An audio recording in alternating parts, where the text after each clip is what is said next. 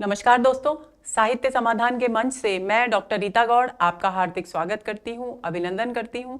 दोस्तों, पिछले सत्र में हमने कुरुक्षेत्र के मूल कथ्य पर बात की थी, उससे संबंधित विद्वानों के मतों पर चर्चा की थी और 7वें सर्ग की विषय वस्तु क्या है, उसमें किन किन बिंदुओं को कवि दिनकर ने उठाया है, उस पर हमने विस्तृत चर्चा की थी। और आज के सत्र में हम उन्हीं तथ्यों, उन्हीं बिंदुओं पर आधारित प्रश्नों पर बात करने वाले हैं। तो कुछ एक महत्वपूर्ण प्रश्न यहां हम आपके सामने चर्चा करेंगे, आपके साथ चर्चा करेंगे, ताकि उसकी विषय वस्तु पर आपकी पकड़ और अधिक मजबूत हो जाए और परीक्षा की दृष्टि से आप कुरुक्षेत्र से संबंधित सभी प्रश्नों के सही जवाब देने में सक्षम हो। तो चलिए शुरू करते हैं आज का सत्र।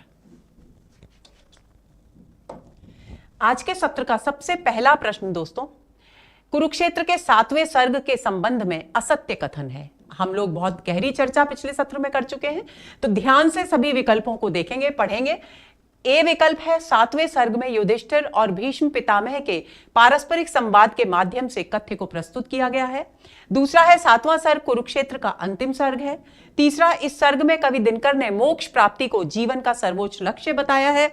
और चौथा है, इस सर्ग में कवि ने द्वंद्वात्मक जीवन में संतुलन स्थापित करने की बात की है, संतुलन स्थापित करने का संदेश दिया है। तो दोस्तों देखिए, 7वें सर्ग पिछले सत्र में हमने चर्चा की थी। 7वें सर्ग में युधिष्ठिर और भीष्म पितामह के आपसी संवाद के माध्यम से कथ्य को प्रस्तुत किया गया है। यह कथन बिल्कुल सही है और हमें छांटना है असत्य कथन। 7वां सर्ग कुरुक्षेत्र का अंतिम सर्ग है और साथ ही सबसे बड़ा सर्ग भी है, इस पर भी हम बात कर चुके हैं, यानी यह कथन भी सही है। इस सर्ग में कवि दिनकर ने मोक्ष प्राप्ति को जीवन का सर्वोच्च लक्ष्य बताया है। यह कथन गलत है, क्योंकि कवि दिनकर ने मोक्ष प्राप्ति को जीवन का उद्देश्य नहीं बताया है। संन्यास को उन्होंने पलायनवाद माना है, कायरता माना है, और उन्होंने प्रवृत्ति और निवृत्ति में समन्वय स्थापित कर कर्मशील होने का संदेश यहां पर दिया है। तो यह ही असत्य कथन है। और जो अंतिम कथन है, इस सर्ग में कवि ने द्वंद्वात्मक जीवन में संतुलन स्थापित करने का संदेश दिया है। द्वंद्वात्मक जीवन से मतलब क्या है? द्वंद्वात्मक जीवन का मतलब है कि जीवन हमेशा विपरीत परिस्थितियों के बीच से होकर के ही विकसित होता है।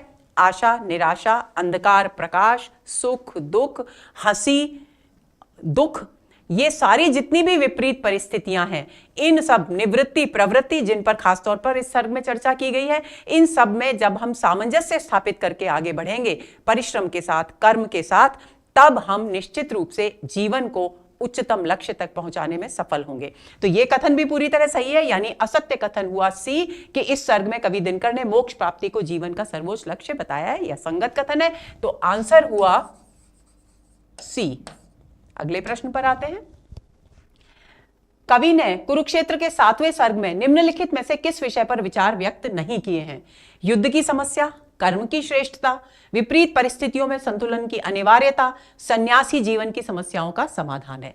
तो दोस्तों, युद्ध की समस्या की चर्चा की है और उसके समाधानों पर चर्चा की है, ये भी बात हम कर चुके हैं। कर्म की श्रेष्ठता का प्रतिपादन किया है, ये बात भी स्पष्ट है। विपरीत परिस्थितियों में मनुष्य को संतुलन, यानी सुख और दुख के बीच सामंजस्य, प्रवृत्ति और निवृत्ति के बीच सामंजस्य स्थापित करके आगे बढ़ना है। इस बात में इसको भी कवि ने यहां कहा है, लेकिन कवि ने यह नहीं कहा कि सन्यास ही जीवन की सारी समस्याओं का समाधान है, क्योंकि कवि ने सन्यास को पलायन माना है, कायरता माना है। तो डी विकल्प इस प्रश्न का सही उत्तर है, क्योंकि इस विषय में विचार कवि ने यहां व्यक्त 7वें सर्ग में किए ही नहीं है। तो आंसर हुआ डी। अगला प्रश्न, निम्नलिखित में से किस विद्वान ने कहा है कि कुरुक्षेत्र के द्वारा कवि ने गांधीवाद के प्रभाव में पली हुई तथा विश्वव्यापी युद्धों में डूबी हुई जनता के समक्ष युद्ध की आवश्यकता सिद्ध करने का प्रयास किया है? विकल्प है, डॉक्टर देवराज, बी पंडित विश्वनाथ प्रसाद मिश्र, सी डॉक्टर नामवर सिंह और डी डॉक्टर नगेंद्र। तो दोस्तों, ए विकल्प इस प्रश्न का सही उत्तर है। डॉक्टर देवराज ने कुरुक्षेत्र के विषय में यह मत प्रस्तुत किया है कि कुरुक्षेत्र के माध्यम से कवि ने गांधीवाद के प्रभाव में पली हुई और विश्वव्यापी युद्धों में डूबी हुई जो जनता थी, उसको यह समझाने की कोशिश की है कि आपातकाल में युद्ध अनिवार्य हो जाता है। तो प्रश्न का सही उत्तर हुआ ए। अगला प्रश्न, निम्नलिखित में से किस विद्वान ने कुरुक्षेत्र को एक प्रगतिवादी काव्य माना है? इसकी चर्चा भी हमने की थी। पंडित विश्वनाथ प्रसाद मिश्र, डॉक्टर शंभुनाथ पांडे, आचार्य नंदुलारे वाजपेयी, उपर्युक्त सभी। तो दोस्तों, इन तीनों विद्वानों ने कुरुक्षेत्र को एक प्रगतिवादी काव्य माना है तो डी विकल्प इस प्रश्न का सही उत्तर है। आंसर हुआ हमारा डी।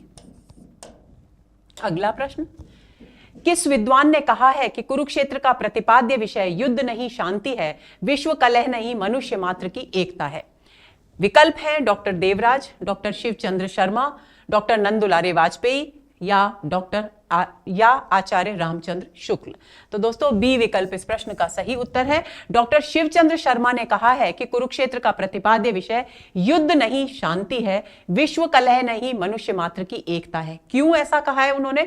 क्योंकि उनका कहना है कि दिनकर हर स्थिति में युद्ध को अनिवार्य नहीं बताते, बल्कि आवश्यकता पड़ने पर युद्ध की अनिवार्यता बताते हैं। यानी युद्ध को उन्होंने आपातकालीन धर्म घोषित किया है, और जब युद्ध अत्यधिक अनिवार्य हो जाए कि शांति की स्थापना युद्ध के बिना संभव ही ना हो, तब उन्होंने युद्ध की अनिवार्यता बताई है। इसीलिए डॉक्टर शिवचंद्र शर्मा कहते हैं कि युद्ध नहीं, कुरुक्षेत्र का प्रतिपाद्य विषय युद्ध नहीं है बल्कि शांति है, विश्व कलह नहीं है बल्कि मानवीय एकता है। तो आंसर हुआ इस प्रश्न का बी। अगला प्रश्न, न्योछावर उस एक पुरुष पर कोटि कोटि सन्यासी, पंक्ति में एक पुरुष शब्द के द्वारा किस प्रकार के पुरुष की ओर संकेत किया गया है? बहुत ही सुंदर और महत्वपूर्ण पंक्ति है ये। ए विरक्त पुरुष, बी पराजित होकर भी हताश न होने वाले, सी यश लिप्सा रखने वाले यानी कीर्ति की चाह रखने वाले, या युद्ध से प्रेम करने वाले पुरुष यानी हर स्थिति में जो मरने मारने के लिए ही उतारू रहते हों। तो बी विकल्प इस प्रश्न का सही उत्तर है। दोस्तों भीष्म पितामह का कथन है, वे युधिष्ठिर को समझा रहे हैं कि ऐसा पुरुष जो हार मिलने पर भी, पराजित होकर भी निराश नहीं होता, बल्कि कोई ना कोई अपने परिश्रम से, अपने काबिलियत से, अपने आत्मबल से कोई ना कोई मार्ग ऐसा ढूंढ ही लेता है जो उसे अंधकार से प्रकाश की ओर ले जाता है।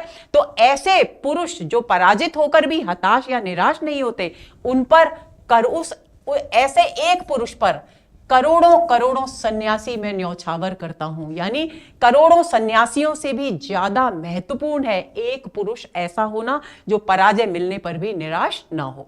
तो इस प्रश्न का सही उत्तर हुआ बी। अगला प्रश्न, ज्वलित देख पंचाग्नि जगत से निकल भागता योगी, धुनी बनाकर उसे तापता अनासक्त रस भोगी। पंक्ति में निहित सटीक अर्थ है। ए जलती आग देखकर योगी भाग जाते हैं और भोगी उस आग में कूद पड़ते हैं और जलकर मर जाते हैं। बी संसार से भयभीत हो योगी भाग जाते हैं और भोगी उन्हीं वासनाओं में डूबकर आनंदित होते हैं। सी संसार में संघर्ष की आग जलती देखकर योगी भयभीत होकर संसार से पलायन कर भाग जाते हैं और अनासक्त भोगी उन्हीं संघर्षों से जूझकर आनंदित होकर अपना पथ प्रशस्त करते हैं, या इनमें से कोई नहीं। तो दोस्तों सी विकल्प इस प्रश्न का सही उत्तर है, क्योंकि दिनकर ने यह नहीं कहा कि जलती आग को देखकर योगी भाग जाते हैं और भोगी उसमें डूबकर, उसमें जलकर मर जाते हैं। यह कथन बिल्कुल गलत है। संसार से भयभीत होकर योगी भाग जाते हैं, यह बात तो सही है, लेकिन भोगी उन्हीं वासनाओं में डूबकर आनंदित होते हैं, यह बात नहीं कही है। भोगी आनंद प्राप्त करते हैं, लेकिन उतना ही जितना कर्म के मार्ग का पर चलकर सफलता प्राप्त करने का आनंद लेने के लिए जरूरी है। तो तीसरा कथन सबसे सही है कि संसार में संघर्ष की आग को देखते हैं जब, तो पुरुष योगी जो होते हैं वो भयभीत होकर संसार से पलायन कर संन्यास ले लेते हैं। लेकिन जो अनासक्त भोगी हैं, यानी जो संसार की विषय वासनाओं में डूबते नहीं हैं, अनासक्त भाव से उनका भोग करते हैं, वो अनासक्त भोगी संघर्षों, जो सामने संघर्ष आता है उनसे जूझते हैं, लड़ते हैं और सफलता प्राप्त कर, अपना लक्ष्य प्राप्त कर, आनंद हो से अपना पथ, अपने लक्ष्य तक पहुंचने का जो अपना जीवन का मार्ग है उसको प्रशस्त करते हैं, उसको प्रकाश से भर देते हैं। तो सी विकल्प इस प्रश्न का सही उत्तर है। आंसर हुआ सी। अगला प्रश्न, रश्मि देश की राह यहां तमसे होकर जाती है, उषा रोज रजनी के सिर पर चढ़ी हुई आती है। पंक्तियों में कवि क्या संदेश दे रहे हैं? इस पंक्ति का अर्थ है कि रश्मि यानी जो किरणें हैं, यानी तेज, तेज से युक्त जो स्थान है उसका रास्ता तम यानी अंधकार से होकर जाता है, और उषा यानी जो सवेरा होता है, जो भोर सूर्योदय होने से पहले की जो आकाश में लालिमा है, वो किस पर आती है? रजनी के सिर पर चढ़ी हुई आती है। रजनी मतलब रात। रात के बाद ही सवेरा होता है, तो रात के सिर पर चढ़कर उषा आती है। यानी कहने का मतलब हुआ कि व्यक्ति जब तक संघर्षों से नहीं जूझेगा तब तक उसे प्रकाशमय लोक, आनंद लोक यानी उच्चतम लक्ष्य की प्राप्ति नहीं होगी। यह सृष्टि का नियम है। रात के बाद दिन आता है, दिन के बाद फिर शाम होती है। यह क्रम सृष्टि का नियम है। यदि दुख आया है तो उसके बाद सुख का आना अवश्यम भावी है। यह इस बात की ओर संकेत करता है, क्योंकि द्वंद्वों के बीच से ही यह सृष्टि विकसित होती है और हमारा जीवन भी विपरीत परिस्थितियों के बीच से ही विकसित होकर आगे बढ़ता है। तो अब इसका अर्थ पूछा गया है, संघर्ष की आग में तपकर ही उच्चतम लक्ष्य प्राप्त होते हैं। बी, अंधकार के बाद प्रकाश का आना निश्चित है। सी, सृष्टि का विकास द्वंद्वात्मक स्थितियों में ही होता है। डी, जो अंधकार से भयभीत होते हैं वे संसार से पलायन कर जाते हैं। दोस्तों, इस प्रश्न को बहुत ध्यान से समझने की जरूरत है। यहां एक पंक्ति दी गई है और प्रश्न पूछा गया है कि पंक्तियों में कवि क्या संदेश दे रहे हैं, यानी इन पंक्तियों में निहित जो संदेश है उसको यहां पूछा जा रहा है। ये तीनों कथन इसके विषय में सही हैं यदि अर्थ की बात की जाए तो, लेकिन यहां पूछा क्या जा रहा है, संदेश। तो संदेश क्या है? अंधकार के बाद प्रकाश का आना निश्चित है, यह संदेश नहीं है, यह इसका एक अर्थ है। सृष्टि का विकास द्वंद्वात्मक स्थितियों में होता है, यह भी संदेश नहीं है, यह एक स्थिति है जो संसार की कवि बता रहे हैं। लेकिन संदेश है कि संघर्ष की आग में तपकर ही उच्चतम लक्ष्य प्राप्त होते हैं, इसलिए हमें संघर्षों से नहीं घबराना चाहिए, यह संदेश है। तो ए विकल्प इस प्रश्न का सही उत्तर है। इस तरह के प्रश्न भी परीक्षा में पूछे जाएंगे जो आपको भ्रमित करें, तो आपको ध्यान देना है, प्रश्न को कम से कम 2 बार अच्छी तरह ध्यान से पढ़िए और एक एक विकल्प पर थोड़ा सा कुछ सेकंड सोचना जरूरी है। आगे चले। तोड़ न सके तिमिर का बंधन, इतना कौन अबल है। पंक्ति में कवि का कौन सा दृष्टिकोण अभिव्यक्त हुआ है? कवि क्या कह रहे हैं कि ऐसा कौन निर्बल है इस पृथ्वी पर, अर्थात कोई भी नहीं है। ऐसा कौन निर्बल है जो इस अंधकार के बंधन को न तोड़ सके, यानी मनुष्य में इतनी ताकत है, कवि का विश्वास है कि मनुष्य में इतनी ताकत है कि वो इस अंधकार के बंधन को तोड़कर आगे निकल सकता है, अपने उच्चतम लक्ष्य जो प्रकाशमय मार्ग है उस पर पहुंच सकता है। तो अब इसमें कवि का कौन सा दृष्टिकोण है? ए, वैराग्य का समर्थन। बी, ईश्वर की भक्ति।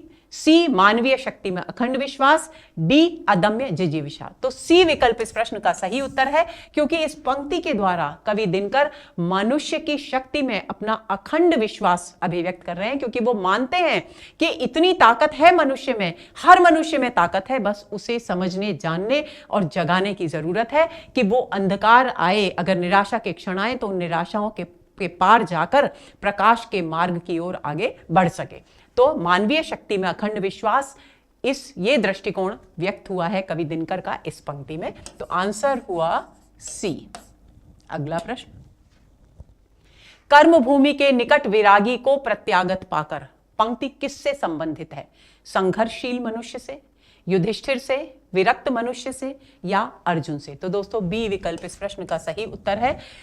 बहुत द्वंद्व से भरकर, बहुत ही शंकाओं से भरकर युधिष्ठिर भीष्म पितामह के पास पहुंचे थे और बहुत निराश थे। उन्हें युद्ध बिल्कुल भी अच्छा नहीं लग रहा था, लेकिन जब उन्होंने भीष्म पितामह से बातचीत की, भीष्म पितामह ने उन्हें समझाया, तब एक बिंदु पर आकर भीष्म पितामह को लगा कि कर्म भूमि के निकट विरागी, जो विरक्त हो गया था, युद्ध से विरक्त होना चाहता था, कौन? युधिष्ठिर। उन्हें भीष्म पितामह ने कर्म भूमि, यानी युद्ध था उस समय उनका कर्म, उस कर्म भूमि के पास प्रत्यागत यानी लौटा हुआ पाया। तो किससे संबंधित है? युधिष्ठिर से, क्योंकि इस कृति में युधिष्ठिर और भीष्म पितामह के बीच ही संवाद है। तो इस प्रश्न का सही उत्तर हुआ बी। अगला प्रश्न, आशा है मनुष्य की मनुष्य में, न ढूंढो उसे धर्मराज, मानव का लोक छोड़ वन में। यानी धर्मराज से, युधिष्ठिर से भीष्म पितामह कह रहे हैं कि आशा है मनुष्य की मनुष्य में, मनुष्य की जो उम्मीद है, जो आशा का भाव है मनुष्य में, वो मनुष्य में ही छिपा हुआ है। धर्मराज उस मनुष्य में छिपी हुई जो आशा की किरण है, उसे ढूंढने के लिए वन में जाने की आवश्यकता नहीं है, यानी संन्यास लेने की आवश्यकता नहीं है, बल्कि यहीं रहकर मनुष्य में मानवीय मूल्यों को ढूंढने की आवश्यकता है, आशा की किरण को ढूंढने की आवश्यकता है। तो भीष्म पितामह युधिष्ठिर को क्या समझाने का प्रयास कर रहे हैं? युद्ध पाप है, युद्ध पाप नहीं है, मनुष्य के बीच रहकर ही मानवता का विकास हो सकता है, उसे वन में तलाशना व्यर्थ है। डी, मानवता का विकास वन के एकांत में साधना के द्वारा ही संभव है। तो सी विकल्प इस प्रश्न का सही उत्तर है, क्योंकि क्या कहा जा रहा है, आशा है मनुष्य की मनुष्य में, मनुष्य की जो आशा है वो मनुष्य में ही मिलेगी। न ढूंढो उसे धर्मराज, उसे कहां मत ढूंढो, मानव का लोक छोड़, इस मनुष्य का समाज छोड़ करके वन में उसे ढूंढने की कोशिश मत करो। मनुष्य के बीच रहकर ही मानवता का विकास संभव है, उसे वन में तलाशना व्यर्थ है। तो आंसर हुआ सी। अगला प्रश्न, वासना विराग दो कगारों में पछाड़ खाती, जा रही मनुष्यता बनाती हुई गति है। पंक्ति में क्या कहा गया है? मानवता के विकास का मार्ग वासना और वैराग्य के द्वंद्वात्मक संघर्ष के बीच से होकर निकलता है। बी, वासना और वैराग्य मानवता के विकास की बाधाएं हैं। सी, जीवन में संघर्ष तो आएंगे पर उनसे घबराकर वैराग्य धारण नहीं करना चाहिए। डी, मानवता के विकास का मार्ग आध्यात्मिक उन्नति से ही संभव है। तो दोस्तों, मानवता के विकास का मार्ग वासना और वैराग्य के द्वंद्वात्मक संघर्ष के बीच से होकर ही निकलता है। ये विकल्प इस प्रश्न का सही उत्तर है, क्योंकि कवि क्या कह रहे हैं, वासना विराग दो कगारों में पछाड़ खाती, कि मनुष्यता जो है एक तरफ वासना है यानी भोग विलास है, दूसरी तरफ वैराग्य है। इन जो मनुष्यता की जो नदी है वो जैसे नदी दो किनारे उसके होते हैं, कभी लहरें एक किनारे से टकराती हैं, कभी दूसरे किनारे से टकराती हैं। इसी तरह से मनुष्यता की जो नदी है वो कभी वासना के तट से टकराती है तो कभी वैराग्य के तट से टकराती है, लेकिन अंततः आगे बढ़ने के लिए जिस तरह से नदी के जल को संतुलन यानी दोनों कगारों के दोनों किनारों के बीच से बहना पड़ता है, उसी तरह से मनुष्य को भी अपने जीवन को अपने लक्ष्य तक पहुंचाने के लिए वासना और वैराग्य यानी विपरीत परिस्थितियों के बीच से संतुलन स्थापित करते हुए आगे बढ़ना पड़ता है। तो ए विकल्प इस प्रश्न का सही उत्तर है। आंसर हुआ ए। अगला प्रश्न, कवि दिनकर ने 7वें सर्ग में मानवता के विकास के मार्ग की किस बाधा का उल्लेख नहीं किया है? कवि दिनकर ने दोस्तों मानवता के मार्ग में कौन कौन सी बाधाएं हैं जिसके कारण मानव मूल्य विकसित नहीं हो पा रहे, इस सर्ग में उनकी भी चर्चा की है। तो यहां प्रश्न पूछा गया है कि मानवता के विकास की कौन सी ऐसी रुकावट है जो नीचे लिखी हुई है लेकिन कवि दिनकर ने उसका जिक्र नहीं किया है। मनुष्य भी जीवन में समता के महत्व को नहीं समझ सका है। बी, मनुष्य में विश्वास नहीं करता। सी, मनुष्य एक दूसरे के प्रति द्रोह, द्वेष और दुर्भावनाएं रखता है। और डी, धर्म में विश्वास का अभाव है। तो दोस्तों ये 1, 2 और 3 ये तीनों रुकावटों की चर्चा कवि ने कुरुक्षेत्र के 7वें सर्ग में की है, लेकिन धर्म में विश्वास का अभाव है ये बात उन्होंने नहीं कही। तो आंसर हुआ इस प्रश्न का डी। यानी कवि का कहने का मतलब क्या है? कवि का कहने का मतलब है कि मनुष्य जीवन में समता का यानी समानता का कितना महत्व है इसको समझ नहीं पाया, इसीलिए मानवता विकसित नहीं हो पा रही है। दूसरी बात है, मनुष्य का मनुष्य में विश्वास नहीं है, न अपने ऊपर विश्वास है न दूसरे मनुष्य में विश्वास है, इसलिए वो स्वार्थग्रस्त हो गया है, इसीलिए मानवता विकसित नहीं हो पा रही है।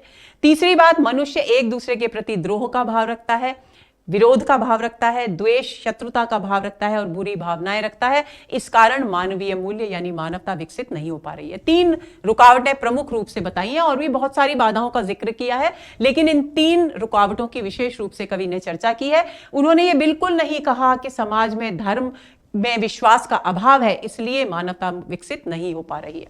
तो डी विकल्प इस प्रश्न का सही उत्तर है। अगले प्रश्न पर आते हैं। कवि के अनुसार मानव जीवन का शिव रूप कैसे मिल सकता है? यहां शिव रूप से मतलब क्या है? शिव रूप से मतलब है कल्याणकारी रूप, यानी ऐसा जीवन जो मनुष्य के लिए कल्याणकारी हो, मनुष्य के कल्याण के विषय में, उसके अच्छाई के विषय में सोचे, तपस्या करके, शुभ्र ज्ञान दीप जलाकर, वैराग्य धारण करके या युद्ध करके।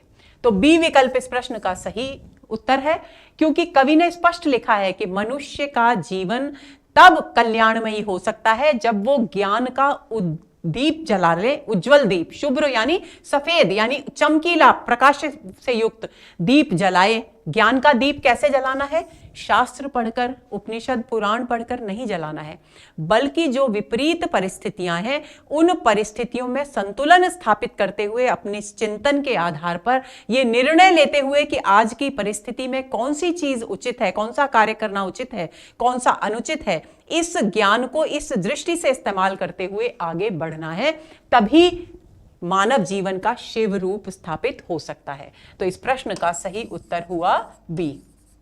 अगला प्रश्न, राग में विरागी राजदंड धर योगी बनो पंक्ति पर किस दर्शन का प्रभाव है? उपनिषद और गीता के दर्शन का, न्याय दर्शन का, चारवाक दर्शन का या पश्चिमी दर्शन का? तो ए विकल्प इस प्रश्न का सही उत्तर है। इस पंक्ति में कवि क्या कह रहे हैं? राग में विरागी यानी आसक्ति रखते हुए भी अनासक्त बनो, जैसे पद्म पत्रम अंबसा की मैंने चर्चा की। राजदंड यानी सत्ता अपने हाथ में लो, लेकिन उस सत्ता की विलासिता में मत डूबो, बल्कि योग भाव से अपना धर्म समझकर सत्ता का संचालन करो। तो राग में रखते हुए भी वैराग्य धारण करो, राजदंड यानी सत्ता अपने हाथ में रखते हुए भी योगी की तरह जीवन जियो, यानी उपनिषद और गीता के दर्शन में यह बात कही गई है। तो इस पंक्ति पर उपनिषद और गीता के दर्शन का स्पष्ट प्रभाव है। आंसर हुआ ए। अगला प्रश्न, दिनकर ने कुरुक्षेत्र के 7वें सर्ग में रण रोकने का क्या उपाय बताया है? विषदंत उखाड़कर अर्थात हिंसक भावनाओं को समाप्त कर, पृथ्वी को भय मुक्त करके, कमजोर को ताकतवर और साहसी बनाकर, उपर्युक्त सभी। तो दोस्तों डी विकल्प इस प्रश्न का सही उत्तर है। कवि दिनकर ने कहा है कि यदि हम वास्तव में युद्ध को रोकना चाहते हैं संसार में, तो सबसे पहले हमको क्या करना होगा? विषदंत उखाड़कर फेंकने होंगे। विषदंत का मतलब विषैले दांत। विषैले दांत का मतलब है जिन मनुष्यों की प्रवृत्ति ही हिंसा से भरी हुई है, उन हिंसक भावनाओं को समाप्त करना होगा।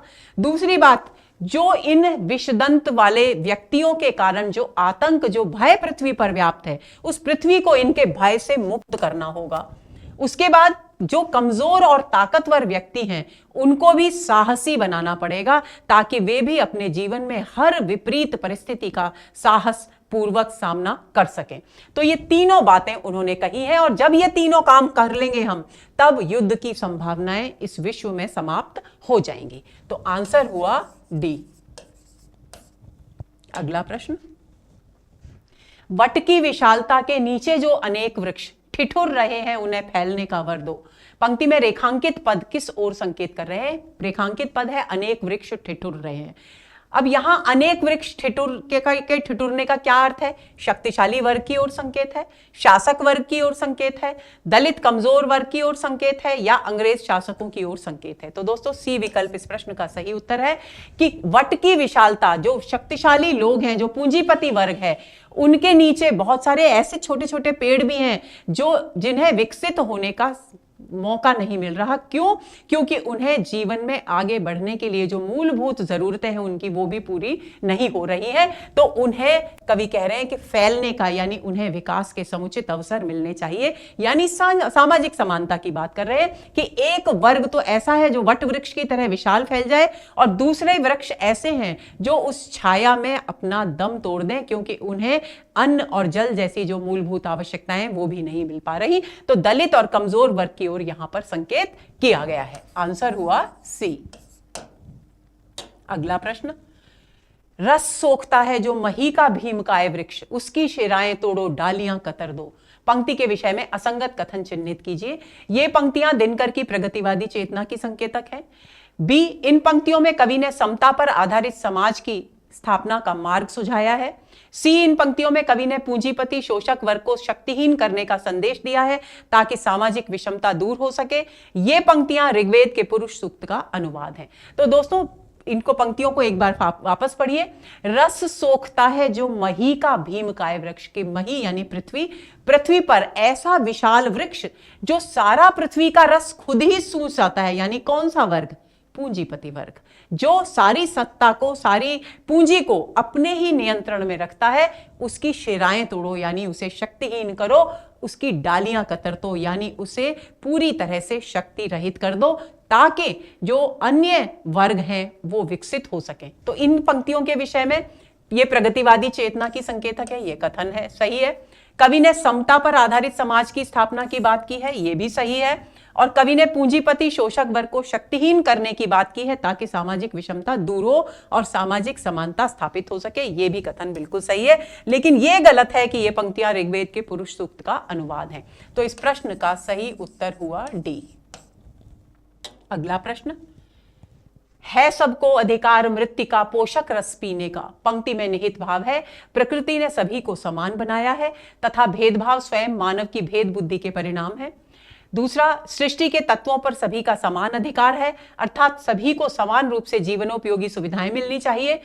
तीसरा, यह पृथ्वी किसी की खरीदी हुई संपत्ति नहीं है, इनमें से कोई नहीं। तो दोस्तों देखिए, है सबको अधिकार मृत्तिका पोषक रस पीने का, यानी मृत्ति यानी मिट्टी यानी जमीन यानी पृथ्वी में जितने भी पोषक तत्व हैं उन पर, इस पृथ्वी पर रहने वाले सभी मनुष्यों का, चाहे वो अमीर है चाहे वो गरीब है, सबका समान रूप से अधिकार है, ये कथन यहां पर कहा गया है। यानी बी विकल्प इस प्रश्न का सही उत्तर है। सृष्टि के तत्वों पर सभी का समान अधिकार है, अर्थात सभी को समान रूप से जीवनोपयोगी सुविधाएं मिलनी चाहिए।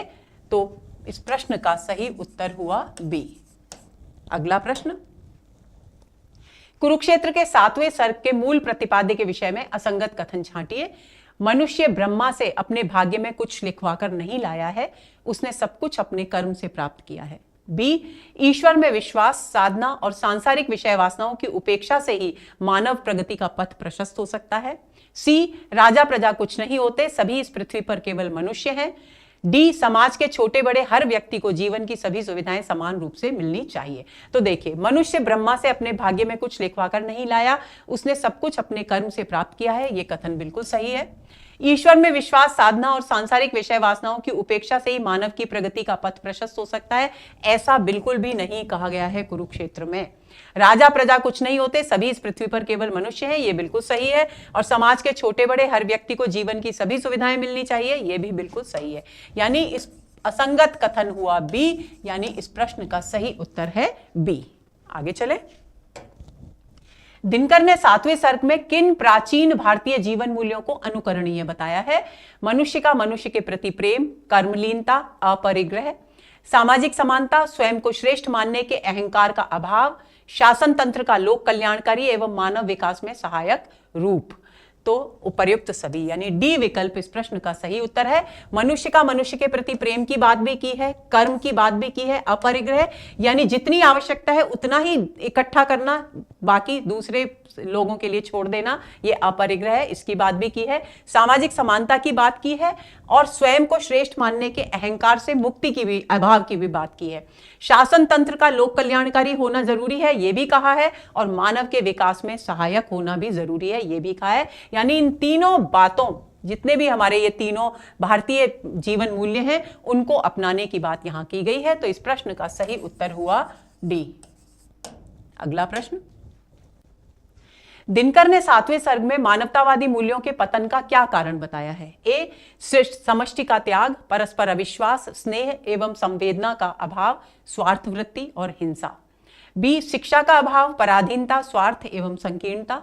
सी, जागरूकता का अभाव, पश्चिम का प्रभाव, असमानता। डी, झूठ, हिंसा, स्वार्थवृत्ति का विकास एवं भारतीय संस्कृति में अविश्वास। तो दोस्तों ए विकल्प इस प्रश्न का सही उत्तर है।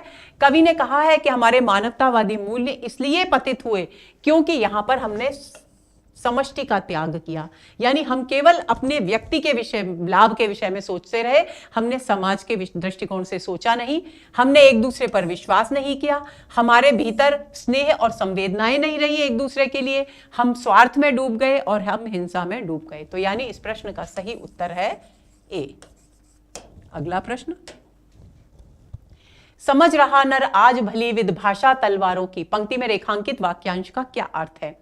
युद्ध की भाषा, हिंसा की भाषा, शक्ति की भाषा, उपर्युक्त सभी। तो डी विकल्प इस प्रश्न का सही उत्तर है। भाषा तलवारों की का जो साधारण अर्थ क्या हुआ? युद्ध की भाषा, लेकिन इसका सांकेतिक अर्थ क्या हुआ? हिंसा की भाषा और शक्ति की भाषा, क्योंकि जिसके हाथ में शस्त्र होता है, जो शक्तिशाली होता है, उससे सब उसका प्रभाव मानते हैं, स्वीकार करते हैं। तो इस एक वाक्यांश के द्वारा कवि ने इन तीनों स्थितियों की ओर संकेत किया है। तो इस प्रश्न का सही उत्तर हुआ डी। अगला प्रश्न, कवि ने नरजीवन की घोर पराजय किसे कहा है? युद्ध की पराजय, संन्यास, अनास्था या निराशा। तो दोस्तों बी विकल्प इस प्रश्न का सही उत्तर है। कवि ने नर जीवन की घोर पराजय संन्यास लेने को कहा है, क्योंकि मनुष्य जब संन्यास लेता है इसका मतलब है कि वो जीवन से ही हार मान ली है उसने। तो आंसर हुआ इस प्रश्न का बी। निश्रेयस यह अमित पराजित विजित बुद्धि का भ्रम है, पंक्ति के अनुसार बुद्धि का भ्रम है निवृत्ति, युद्ध, राजतंत्र या विज्ञान। ए विकल्प इस प्रश्न का सही उत्तर है। कवि इस संदर्भ में कह रहे हैं कि जब संन्यास की बात कर रहे हैं युधिष्ठिर भीष्म पितामह से, तब युधिष्ठिर उनको समझाते हैं कि संन्यास लेना यानी निवृत्ति यानी संसार को छोड़ देना, ये एक बुद्धि का भ्रम है। कैसी बुद्धि? जो पराजित हो गई है, दूसरे से के द्वारा जीती जाने के कारण पराजित हो गई है, ऐसी बुद्धि का ये भ्रम है और ये निश्रेयस है, यानी इसमें कल्याण की भावना बिल्कुल भी नहीं, और ये बहुत अधिक निराशा के भाव से भरी हुई है। निवृत्ति के लिए को उन्होंने बुद्धि का भ्रम बताया है, क्योंकि वो क्या कहते हैं? वो कहते हैं कि व्यक्ति को प्रवृत्ति और निवृत्ति के बीच सामंजस्य स्थापित कर आगे बढ़ना चाहिए। तो बुद्धि का भ्रम निवृत्ति को बताया गया है। आंसर हुआ ए। अगला प्रश्न, वह सपना जिस पर अंकित उंगली का दाग नहीं है, पंक्ति के माध्यम से कवि ने क्या संदेश दिया है? ज्ञान प्राप्ति का, परिश्रम का, भाग्य में विश्वास का, वैराग्य का। तो दोस्तों बी विकल्प इस प्रश्न का सही उत्तर है। इसके माध्यम से कवि ने परिश्रम करने की ओर संकेत किया है कि वह सपना, कि ऐसा सपना जिस पर उंगली का दाग का मतलब है मेहनत के निशान नहीं है, यानी परिश्रम का संदेश यहां पर दिया जा रहा है। तो आंसर हुआ बी। अगला प्रश्न, वह सुख जो मिलता असंख्य मनुजों का अपना होकर, हंसकर उनके साथ हर्ष में और दुख में रोकर, पंक्तियों में कवि की कौन सी दृष्टि अभिव्यक्त हुई है? पंक्तियों का अर्थ समझ लेंगे कि वो सुख जो अनगिनत मनुष्यों का से अपनापन स्थापित करने से मिलता है, उनके साथ उनके सुख दुख में हंसने और रोने से मिलता है, उस सुख का कोई मुकाबला नहीं है, उसकी तुलना संसार के किसी भी अन्य सुख से नहीं की जा सकती।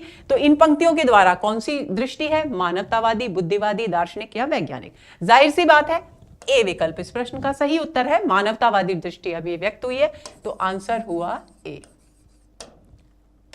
अगला प्रश्न, रह न जाएगी उलझ दृष्टि जब मुकुट और वलकल से, पंक्ति में रेखांकित शब्दों का क्रमशः अर्थ है सत्ता और वैराग्य, वैराग्य और संन्यास, ज्ञान और युद्ध, वैराग्य और सत्ता।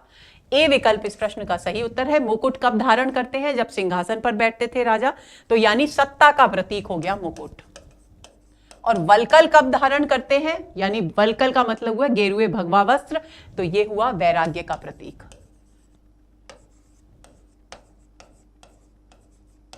यानी सत्ता और वैराग्य इसके सही उत्तर हैं।